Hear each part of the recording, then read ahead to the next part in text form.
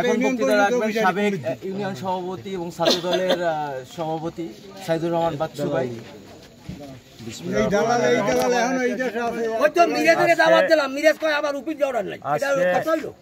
আমরা যে উদ্দেশ্যে এখানে দাঁড়িয়েছি, আওয়ামী লীগ প্রতিষ্ঠিত করার প্রতিবাদ উপলক্ষে আমরা দেখতে পাচ্ছি যে শেখারহাট ইউনিয়ন বিএনপি আমরা যেভাবে নির্যাতিত ছিলাম, যেভাবে হয়রানির ভিতর ছিলাম, আজকে সরকার পতনের পর যারা এই শেখারহাট ইউনিয়নে আওয়ামী লীগ আছে তারা মনে হয় যে তারা এখনও ক্ষমতায় আছে, এই শক্তি নিয়ে তারা আছে।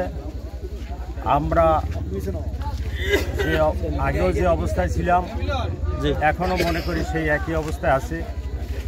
আমি মনে করি এই প্রতিবাদ সভায় আমি যেহেতু সাবেক সভাপতি, এই সভায় আমাদের প্রয়োজন ছিল আজকে ইউনিয়ন বিএনপির সভাপতির উপস্থিত একান্ত কাম্য। এই প্রতিবাদ সভায় আমি সকলের কাছে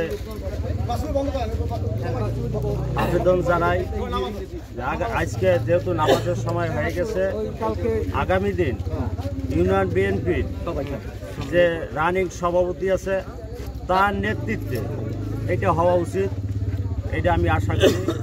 এই বলে আমি আমার বক্তব্য শেষ করছি। আমি সবার সামনে একটা কথা বলি, আগামী দিন আমাদের ইউনিয়ন বিএনপি সবাই থাকবে, এইখানে প্রতিবাদ সভা হবে এবং মিছিল হবে। আপনারা ইফতারের পর,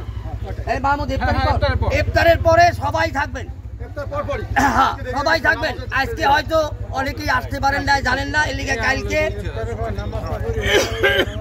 অল্প সময়ের জন্য সবাই থাকবেন। আজকে কষ্ট করে আসছেন, এই জন্য আপনাদের ধন্যবাদ। কালকে ইনশাআল্লাহ আগামী দিন সবাই থাকবেন এবং